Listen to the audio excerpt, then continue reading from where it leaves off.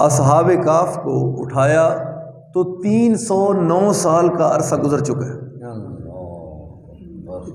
تو اس وقت جب اٹھے تو پہلے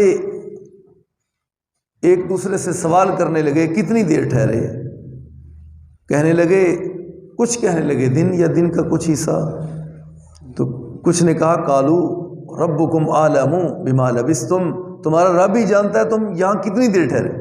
فبعثوا احدکم بورقکم هذه الى المدینہ، اچھا سا کو پاکیزہ کھانے والا تلاش کرنا، وہاں سے کھانا لے کے آؤ، پہلے کھانا تو کھائیں، یہ تو بعد کی بحث ہے، چھوڑو، اتنا ہی ہے کہ پہلے پیر آئے تھے اب پچھلا پیر ہے، حالانکہ 309 سال گزر چکے۔ انہم ان یظہروا علیکم یرجموکم او یعیدوکم فی ملتہم ولن تفلحوا اذا ابدا، تو جا کر بحث و مباحثہ نہ کرنا، ایسا نہ ہو کہ ہم ظاہر ہو جائیں، وہ جو بادشاہ ہے وہ دوبارہ لوگ آ نہ جائیں، ہم کو پکڑ کر دوبارہ اپنے اسی دین میں گمراہ میں نہ لے جائیں، یعنی کہ وہ بت پرست تھے، مشرک تھے، کافر تھے، تو ان کا مقصد تھا کہ ہم ظاہر ہو گئے تو دوبارہ وہ غار میں آ کر ہم کو لے جائیں گے، تو اسی طرح وہی بات ہوگی، پھر سزا دیں گے اور کہیں گے کہ واپس ہمارے دین میں آ جاؤ۔ تو لہٰذا نرم بات کرنا، گفتگو میں کسی سے بحث نہ کرنا، ہم کہیں ظاہر نہ ہو جائیں، بحث نہیں کرنی وہاں جا کر۔ لیکن اس وقت کا اللہ کا کرنا کہ اس وقت مسئلہ یہ چھڑا ہوا تھا کہ قیامت نہیں آنی، نہ کسی نے دوبارہ اٹھنا ہے اور نہ حساب و کتاب ہونا ہے۔ اس وقت کا یہ بہت بڑا مسئلہ تھا۔ اس وقت جب اللہ تعالیٰ نے صحابہ کہف کو غار سے اٹھایا، اس وقت یہ مسئلہ چھڑا ہوا تھا۔ تو اس لیے جب وہ بندہ پیسے لے کر، چاندی کا سکہ لے کر بازار میں گیا، بھائی کھانا دے دو، کہنے لگے کھانا آپ کو دیں، یہ کھانا پاکیزہ اچھا، پیسے کھوٹے، کہنے لگے کہ دکاندار دوسرے دکاندار کو، وہ تیسرے کو، بھئی چیک تو کرو، کہنے لگے اچھا انہیں کوئی خزانہ ضرور ملے، آؤ ہم دسو کتوں خزانہ ملے، کہنے لگے ہم کو تو کوئی خزانہ نہیں ملے، کہنے لگے دیکھو اوپر جو سٹیمپ لگی ہوئی ہے یہ آج سے 3 صدیاں اور اس سے اوپر 9 سال بھی گزر چکے، تو اتنا پرانا۔ تو اس وقت سارے لوگ اکٹھے ہو کے آئے اور بہت بڑا یہ مسئلہ تھا کہ دوبارہ قیامت نہیں آئے گی، کسی نے دوبارہ موت کے بعد اٹھنا نہیں، نہ حساب و کتاب ہونا ہے۔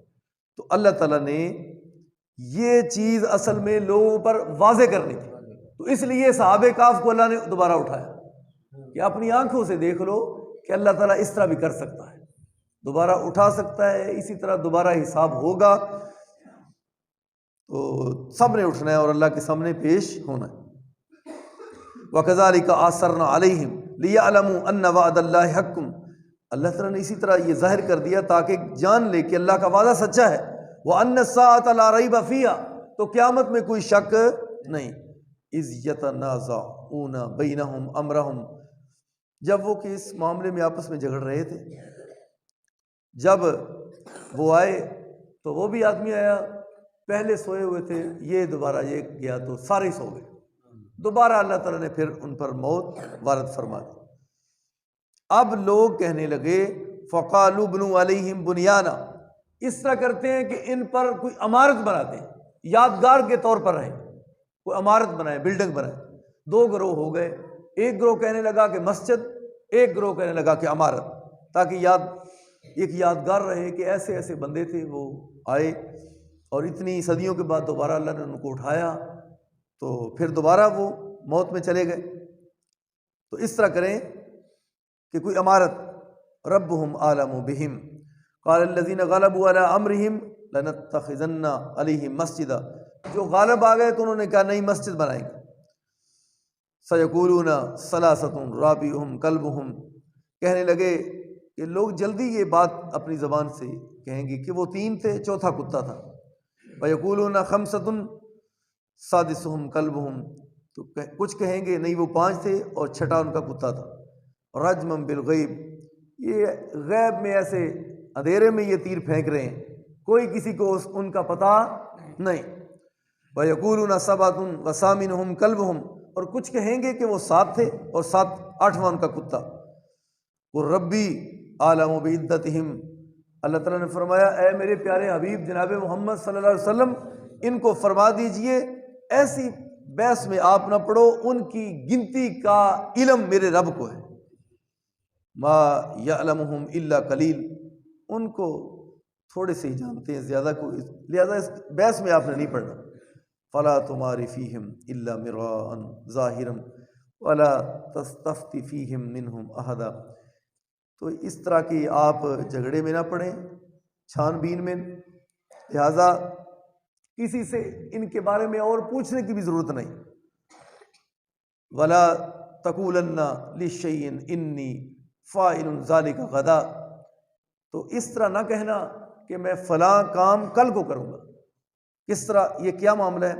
نبی علیہ الصلوۃ والسلام مدینے کے یہودیوں کے ذریعے سے اہل مکہ کو یہ سوال کیا گیا کہ پوچھیں اگر واقعی وہ اللہ کے سچے نبی تو 3 سوال کرو۔ اصحاب کہف کتنے تھے؟ کون تھے؟ روح کیا چیز ہے؟ ذوالقرنین کون ہے؟ یہ 3 سوال کرو، اگر وہ اللہ کے سچے نبی ہوئے تو جواب دیں گے۔ تو نبی علیہ الصلوۃ والسلام نے ارشاد فرمایا اچھا کل آنا۔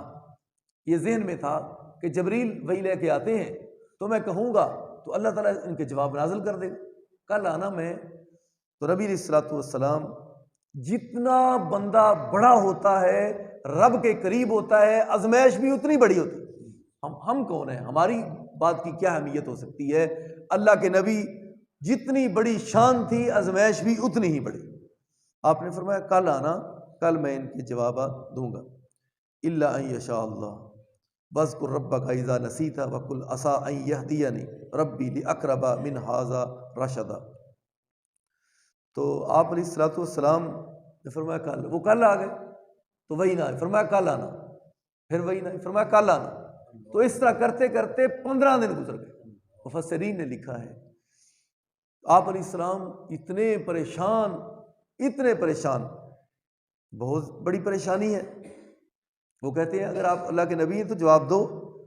تو جب کچھ دن گزرنے کے بعد وحی آئی تو اللہ نے پہلا یہ جملہ کہا الا ان یشاء اللہ، جب بھی آپ کوئی بات کہیں تو انشاءاللہ کہا کریں کہ میں انشاءاللہ کل یہ کروں گا۔ تو اس لیے قرآن مجید واقعات بھی ہیں، کافی سارے سبق بھی ہیں، درس نصیحتیں ہمارے لیے اس میں ہیں۔ تو اللہ تعالیٰ ہم سب کو بھی جب کوئی وعدہ کرے تو انشاءاللہ ضرور کریں، اس میں اللہ تعالیٰ کی مدد شامل حال ہو جاتی ہے انشاءاللہ۔ تو اللہ تعالیٰ اس میں برکت اور آپ کو توفیق بھی دے گا کام کرنے کی۔ اللہ تعالیٰ عمل کی توفیق عطا فرمائے۔ آخر دعوانا الحمدللہ۔